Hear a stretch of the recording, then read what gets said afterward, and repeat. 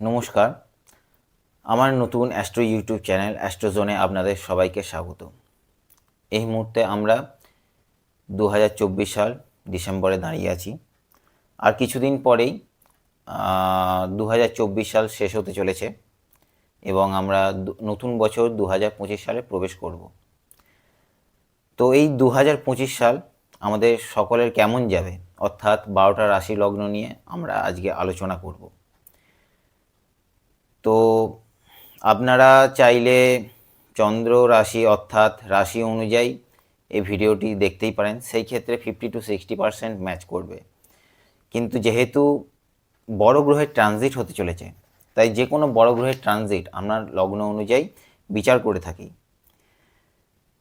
তো 12টা রাশি লগ্ন নিয়ে আলোচনা করার আগে প্রথমে বলে রাখা প্রয়োজন যে এই 2025 সাল আমাদের যথেষ্ট গুরুত্বপূর্ণ। কেন?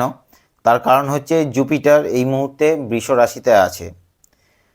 15ই মে 2025 সালে জুপিটার বৃষ রাশি ত্যাগ করে মিথুন রাশিতে প্রবেশ করবে। তারপর স্যাটার্ন এই মুহূর্তে কুম্ভ রাশিতে আছে। 29শে মার্চ 2025 সালে স্যাটার্ন নিজ রাশি কুম্ভ রাশি ত্যাগ করে মীন রাশিতে প্রবেশ করবে এবং রাহু কেতুও ট্রানজিট করবে। রাহু এই মুহূর্তে আছে মীন রাশিতে এবং কেতু এই মুহূর্তে কন্যা রাশিতে আছে। 20 মে রাহু মীন রাশি ত্যাগ করে কুম্ভ রাশিতে প্রবেশ করবে এবং কেতু কন্যা রাশি ত্যাগ করে সিংহ রাশিতে প্রবেশ করতে চলেছে। তো 12টা রাশি লগ্ন নিয়ে বলার আগে প্রথমে এই বিষয়টা জানিয়ে রাখা অত্যন্ত প্রয়োজন যে এই মুহূর্তে যেমন বৃশ্চিক রাশি এবং কর্কট রাশির শনির ধাইয়া চলছে, যেটা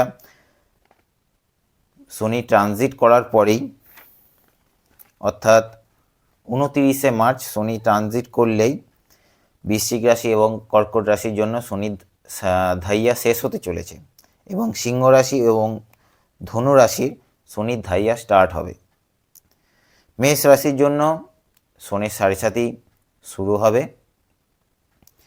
মকর রাশির জন্য সুখবর, মকর রাশি শনির সাড়ে সাতি শেষ হতে চলেছে।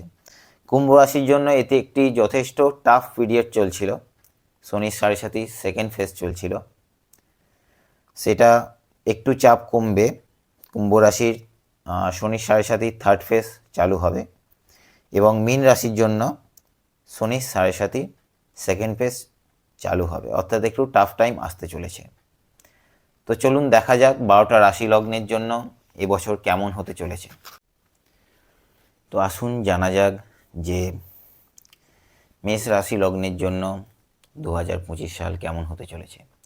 দেখুন, এই মুহূর্তে জুপিটার যে কিনা 9th লর্ড এই মুহূর্তে আপনার সেকেন্ড হাউসে অবস্থান করছে এবং 14th মে 2025 পর্যন্ত জুপিটার সেকেন্ড হাউসেই অবস্থান করবে।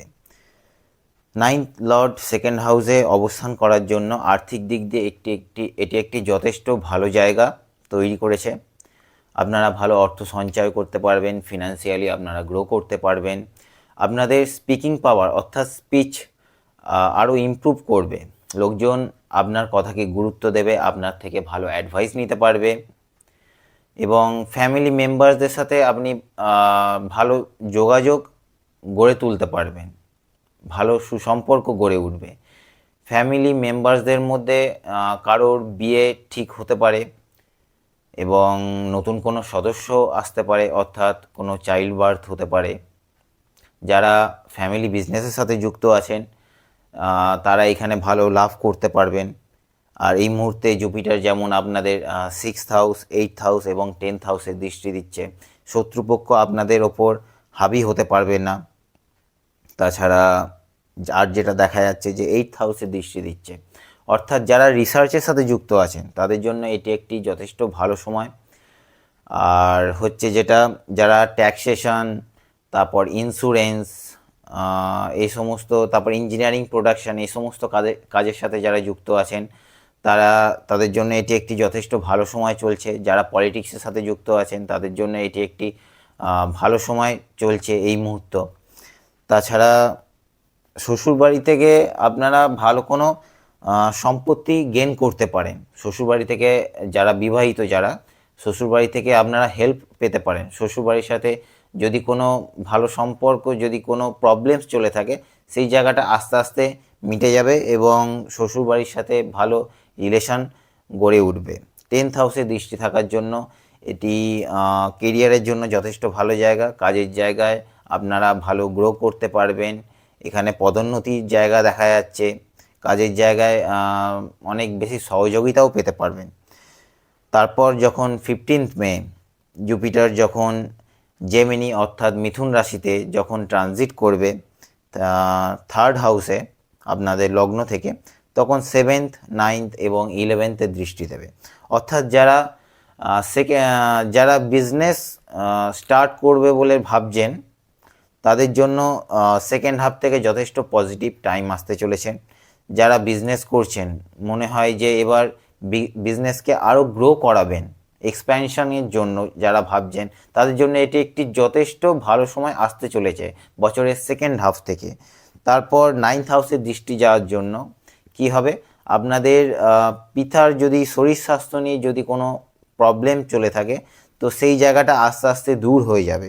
যদিও স্যাটার্ন যখন 29th মার্চ যখন আপনাদের 12th হাউসে চলে যাবে, অর্থাৎ মীন রাশিতে ট্রানজিট করবে, তখন কিন্তু এখানে একটু পিতার শরীর স্বাস্থ্য নিয়ে একটু প্রবলেমস দেখা যেতে পারে। যেহেতু বৃহস্পতিও দৃষ্টি দিচ্ছে, তো এখানে একটু আপ ডাউন করলেও ভালো চিকিৎসকের পরামর্শ নিয়ে এই জায়গাটা সলভ হয়ে যাবে।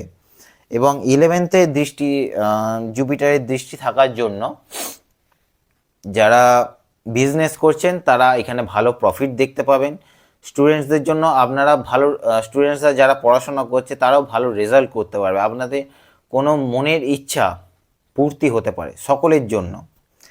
এবং স্যাটার্ন যখন 29th মার্চ আপনাদের 12th হাউসে যখন ট্রানজিট করবে, তখন সেকেন্ড হাউসে এবং 6th হাউসে এবং 9th হাউসে দৃষ্টি দিচ্ছে। তো এখানে কথাবার্তা একটু বুঝে বলা প্রয়োজন। ভুল সময় উচিত কথা বলে দেওয়ার জন্য আপনি মানুষজনের কাছে অপ্রিয় হতে পারেন।